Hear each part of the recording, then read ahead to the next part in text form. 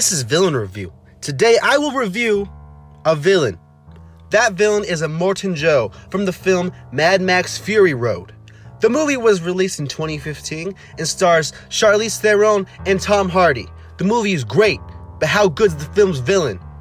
Let's look at it.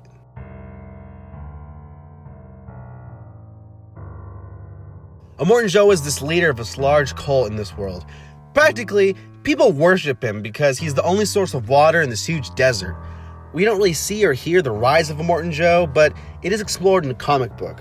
Immortan at some point has some bad medical issues, just causing him to need help breathing, and he's just all jacked up. He's got like coronavirus and virus, and he is messed up. He's got these large boils in his back, and yeah, it's not pretty.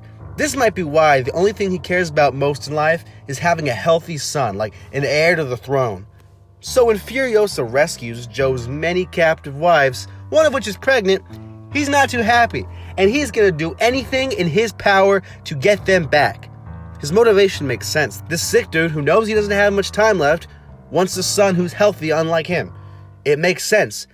However, I wish we knew a little more about his origins, like how he took over this world and how he rose to power. Just something with his past life, you know. But it's a small complaint, really.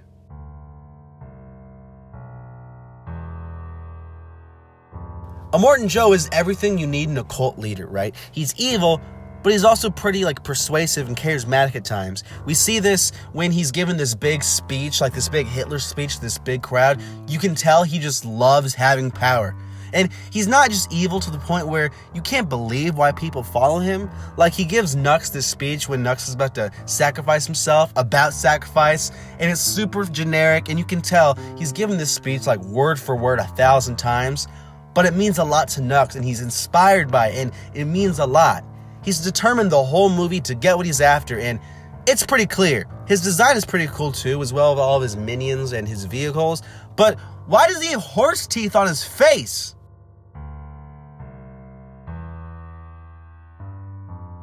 I'm gonna be honest, this is where Joe kind of loses it for me.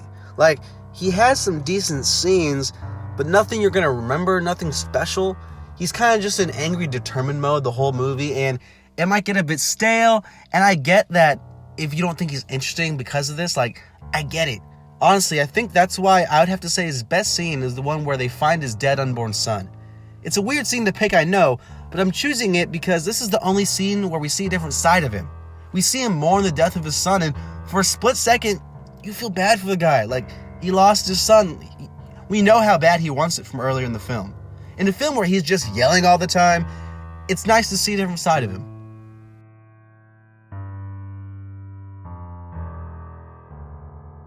Like I said, Joe's motivation and the fact that he's gotten so many people to follow him makes sense.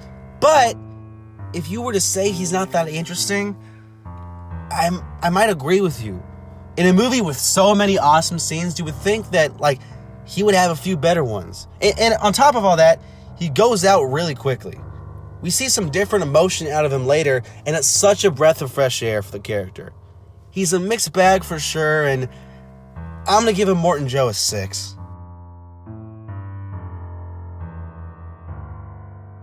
Thanks again for watching Villain Review.